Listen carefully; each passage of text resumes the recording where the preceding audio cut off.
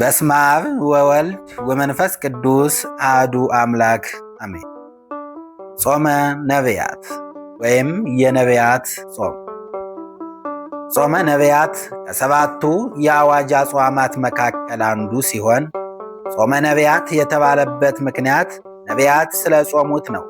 ነቢያት የጾሙት ስለምንድን ነው ቢሉ ለአዳም የተሰጠውን 5500 ዘመን ሲፈጸም ከልጅ ልጅህ ተወልጄ አድንሃለሁ የሚለውን የተስፋ ቃል በማሰብ ከሰማየ ሰማያት ይወርዳል፣ ከድንግል ማርያም ይወለዳል፣ በሞቱም ሞት የተፈረደበትን የሰው ልጅ ነፃ ያወጣል ብለው ነው። ይህንን ጾም የትኛዎቹ ነቢያት ናቸው የጾሙት ቢሉ ሊቀ ነቢያት ሙሴ 40 ቀን ጾሟል። ኦሪት ዘጸአት ምዕራፍ 34 ቁጥር 27። ነቢዩ ኤልያስም 40 ቀን ጾሟል። አንደኛ ነገሥት ምዕራፍ 19 ቁጥር 1። በተጨማሪም በተለያየ ዘመን የነበሩት ነቢዩ ዕዝራ፣ ነቢዩ ነህምያ፣ ነቢዩ ዳንኤል እንዲሁም ክቡር ዳዊት ጾመዋል። ነቢያት ይወርዳል ይወለዳል ብለው ከጾሙ እኛ እርሱ ወርዶ ተሰቅሎ ካዳነን በኋላ ያለን የሐዲስ ኪዳን ክርስቲያኖች ስለምን የነቢያትን ጾም እንጾማለን ቢሉ እኛ የነቢያትን ጾም የምንጾመው እንደቀደሙት ነቢያት ይወርዳል ይወለዳል እያልን ሳይሆን የቀደሙት ነቢያት ይወርዳል ይወለዳል እያሉ የጾሙትን በማሰብ በመጾማችን ድህነተ ሥጋ ድህነተ ነፍስ፣ በረከተ ሥጋ በረከተ ነፍስ እንድናገኝበት። ጾመ ነቢያት ወይም የገና ጾም ከኅዳር 15 ቀን ጀምሮ እስከ ታኅሳስ 28 ቀን በዘመነ ዮሐንስ እስከ ታኅሳስ 27 ቀን ድረስ ለ44 ቀናት በዘመነ ዮሐንስ ለ43 ቀናት ይጾማል። ከእነዚህም መካከል 40 ቀናት ጾመ ነቢያት፣ 3 ቀናት ጾመ አብርሃም ሶርያዊ ሲሆኑ የቀረው 1 ቀን ደግሞ የገሃድ ጾም ነው። ፍትሐ ነገሥት አንቀጽ 15 ቁጥር 565። ጾመ ነቢያት ከኅዳር 15 ጀምሮ ሳይጾሙ የልደትን ዋዜማ ብቻ መጾም የቤተ ክርስቲያናችን ሥርዓት አይደለም። የነቢያት ጾም ስያሜዎች። እግዚአብሔር ወልድ ኢየሱስ ክርስቶስ ዓለምን ለማዳን ሲል የሰውን ሥጋ ስለመልበሱ፣ ወደ ግብፅ ስለመሰደዱ፣ በባሕረ ዮርዳኖስ ስለመጠመቁ፣ በትምህርቱ ብርሃንነት ጨለማውን ዓለም ስለማብራቱ፣ ለሰው ልጆች ድህነት ልዩ ልዩ መከራን ስለመቀበሉ፣ ስለመስቀሉ፣ ስለሞቱ፣ ስለመሰቀሉ፣ ስለሞቱ፣ ስለትንሣኤው፣ ዕርገቱና ዳግም ምጽአቱ በየዘመናቱ የተነሱ ቅዱሳን ነቢያት በመንፈስ ቅዱስ ተቃኝተው ትንቢት ተናግረዋል። ትንቢቱ ደርሶ ተፈጽሞ ለመመልከትም አንስ ኃይለከ ፈኑ እዴከ፣ ኃይልህን አንሳ እጅህንም ላክ እያሉ በጾም በጸሎት ተወስነው አምላክ ሰው የሚሆንበትን ጊዜ በቀናት በሳምንታት በወራትና በዓመታት እያሰሉ ሲጠባበቁ ቆይተዋል። ይህም ጾም አንደኛ የእግዚአብሔርን ሰው መሆን ሲጠባበቁ የኖሩት ነቢያት ትንቢትና ጸሎት በጌታችን መወለድ ፍጻሜ ያገኘበት ወቅት በመሆኑ ጾመ ነቢያት ወይም የነቢያት ጾም እየተባለ ይጠራል። ለአዳም የተነገረለት የድህነት ተስፋ ስለተፈጸመበት ጾመ አዳም የአዳም ጾም ይባላል። ስለ እግዚአብሔር ሰው መሆን በስፋት ትምህርተ ወንጌል የሚሰጥበት ወቅት በመሆኑም ጾመ ስብከት የስብከት ጾም ይባላል።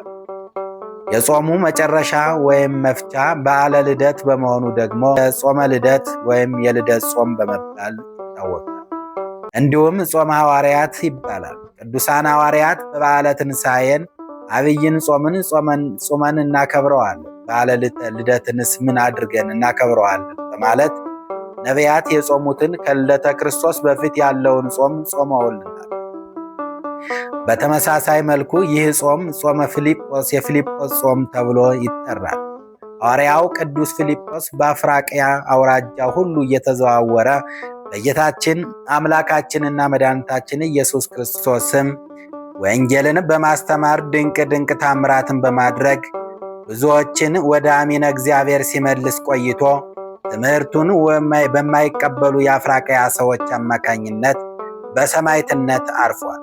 ደቀ መዛሙርቱ ሥጋውን ሊቀብሩ ሲሉም ስለተሰወረባቸው የሐዋርያውን ሥጋ ይመልስላቸው ዘንድ ሱባኤ ይዘው በጾም በጸሎት ተወስነው በለመኑት ጊዜ እግዚአብሔር ልመናቸውን ተቀብሎ በሦስተኛው ቀን መልሶላቸው ሥጋውን ወይም አስከሬኑን በክብር አሳርፈውታል። ደቀ መዛሙርቱ የሐዋርያውን ሥጋ ካገኙ በኋላ እስከ ጌታችን ልደት ድረስ ጾመዋል። ስለዚህም ጾመ ነቢያት፣ ጾመ ፊልጶስ እየተባለ ይጠራል። ከዚህም ሁሉ ጋር ወልደ አምላክ ክርስቶስን በግብረ መንፈስ ቅዱስ እንደምትጸንሰው እመቤታችን ቅድስት ድንግል ማርያምን መልአኩ ቅዱስ ገብርኤል ካበሰራት በኋላ እመቤታችን ሰማይና ምድርን የማይወስኑትን አምላክ ጸንሼ ምን ሰርቼ እወልደዋለሁ በማለት ጌታችን ከመውለዱ አስቀድማ ጾማለችና ይህ ጾም ጾመ ማርያም በመባል ይታወቃል።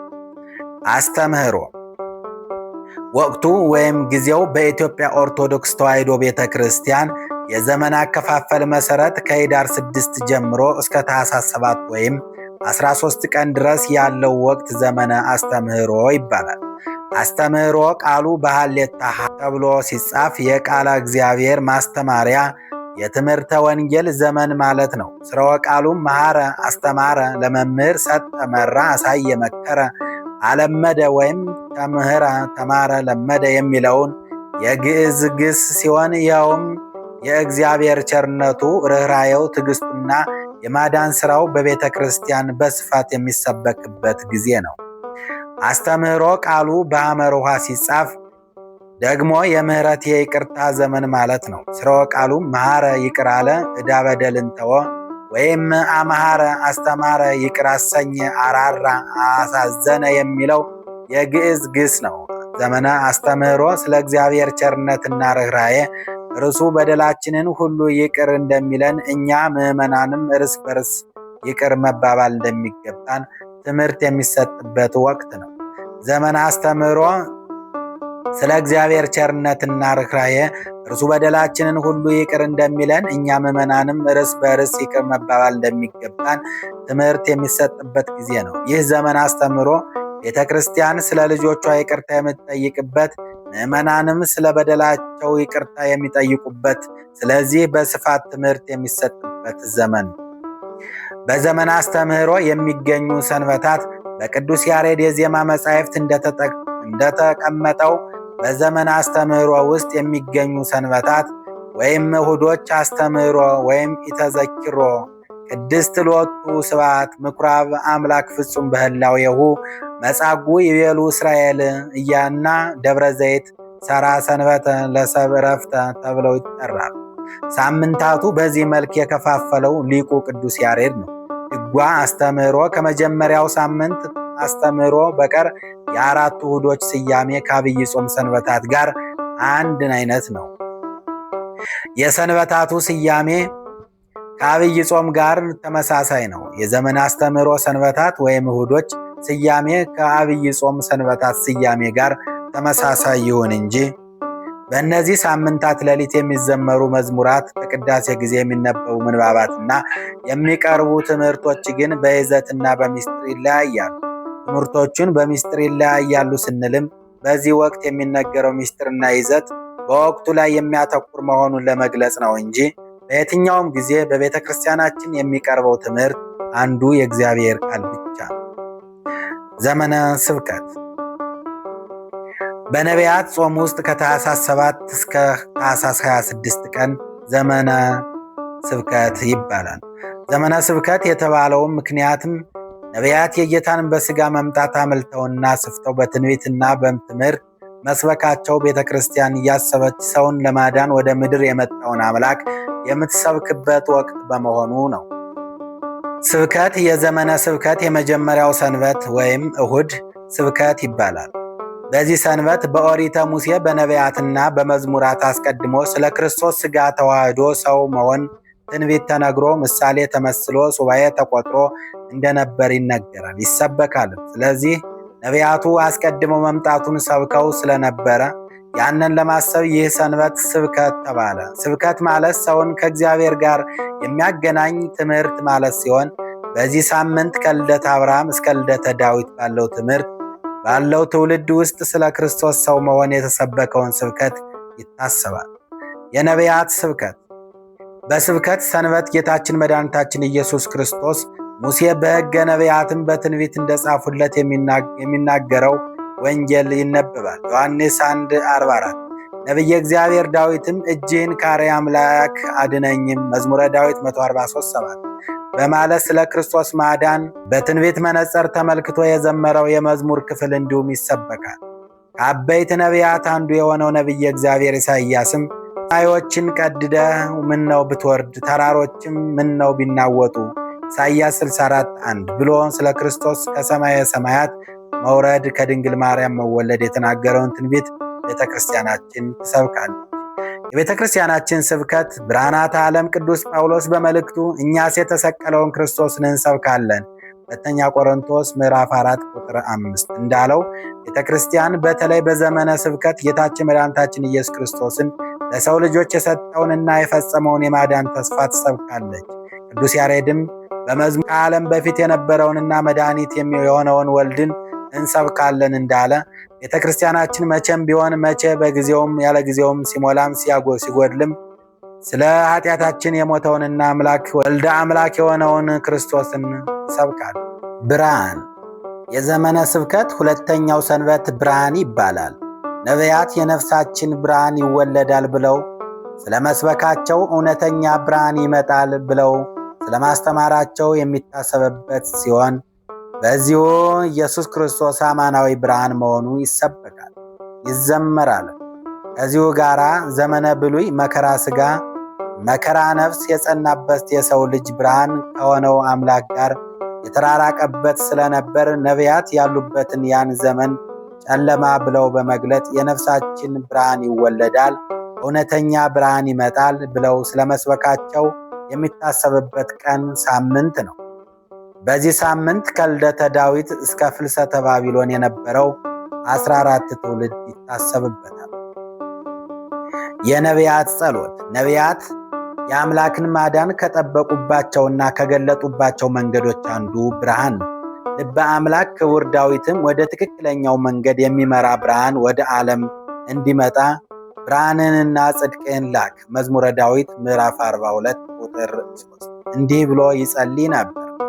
ይህም ብርሃን ጽድቅ እውነት የሆነውን ልጅን ወልድን ላክልን እርሱ መርቶ ወደ መንግሥተ ሰማያት ያስገባን ዘንድ ማለት ነው። ኢሳይያስ 49 እውነተኛው ብርሃን ወንጌላዊ ቅዱስ ዮሐንስ ለሰው ሁሉ የሚያበራው እውነተኛው ብርሃን ወደ ዓለም መጣ ብሎ እንደመሰከረው እውነተኛው ብርሃን ስለሆነው ስለ ኢየሱስ ክርስቶስ ብርሃንነት የሚሰበክበት ሰንበት ዮሐንስ ወንጌል ምዕራፍ 1:1-11 ጌታችንም በመዋዕለ ስብከቱ እኔ የዓለም ብርሃን ነኝ፣ የሚከተለኝ የሕይወት ብርሃን ይሆንለታል እንጂ በጨለማ አይመላለስም ዮሐንስ ወንጌል ምዕራፍ 8:12 ብሎ እንዳስተማረው በዚህ ሰንበት ስለ ርዕሱ ብርሃንነትና ክርስቲያኖችም ርዕሱን ብርሃናቸው እንዲያደርጉ ይሰበካል። የሕይወታችን ብርሃን። በዚህ ዕለት ከብርሃን የተገኘ ብርሃን እንዲሁም የማይነገር ብርሃን የተባለ ኢየሱስ ክርስቶስ እውነተኛ ብርሃን መሆኑ ይሰበካል።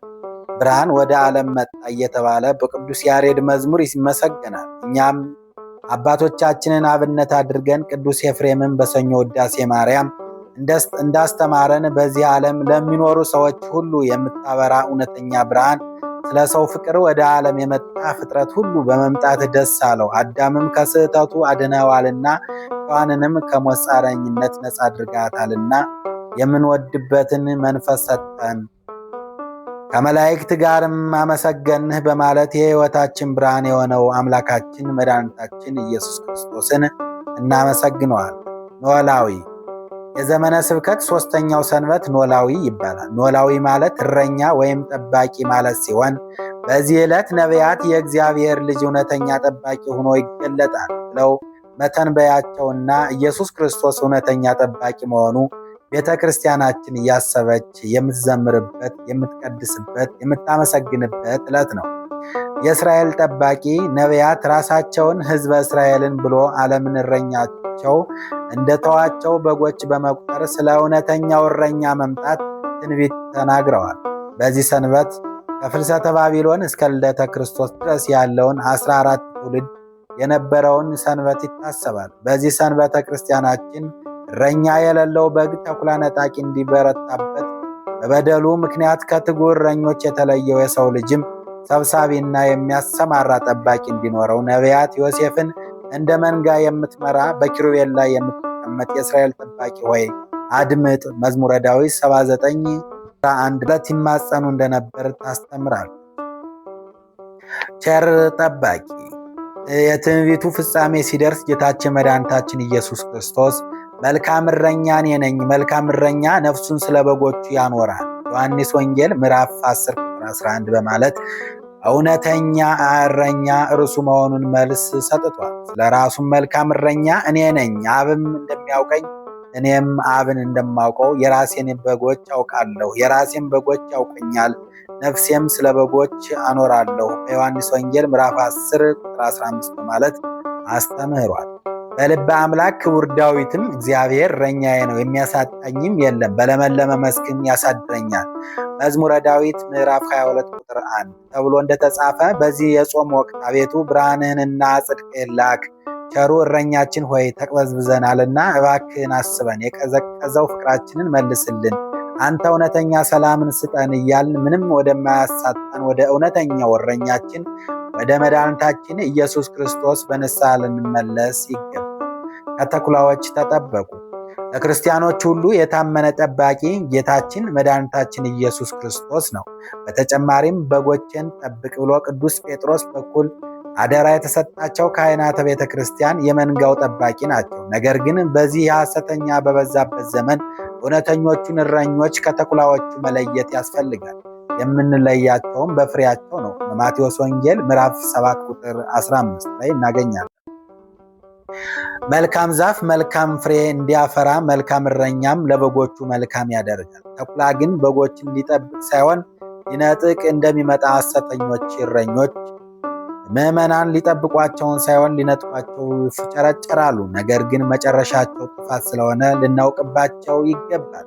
በአጠቃላይ በዚህ በገና ጾም ነቢያትም ሐዋርያትም ጾመው በረከት አግኝተውበታልና እኛም ምዕመናን እንደነርሱ በረከትን እናገኝ ዘንድ ይህንን ጾም መጾም እንደሚገባን የቤተ ክርስቲያናችን አባቶች ሥርዓት ሰርተውልናልና በዚህ መሰረት የነቢያት የሐዋርያት የጻድቃንና የሰማዕታት አምላክ እመቤታችን ከቅድስት ድንግል ማርያም ከቅዱሳን ነቢያትና ሐዋርያት በረከት እንዲያሳትፈን መንግሥቱንም እንዲያወርሰን ሁላችንም በዚህ በጾመ ነቢያት ወቅት በመጾም በጸሎት ተወስነን እግዚአብሔርን ልንማጸነው ይገባል።